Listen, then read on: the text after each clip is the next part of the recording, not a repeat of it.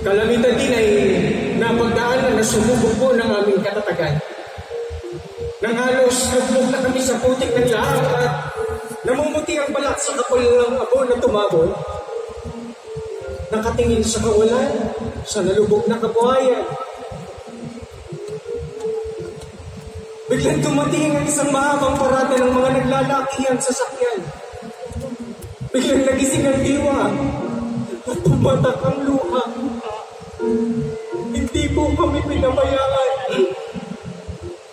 Tama namin ang kandili mula sa namamahala. Dagdag pa rito, ang bagong tahanan sa bagong buhay may paisinap na may bagong gusaling sambahan. Ito po ang nagbigay sa amin ng bagong pag-asa.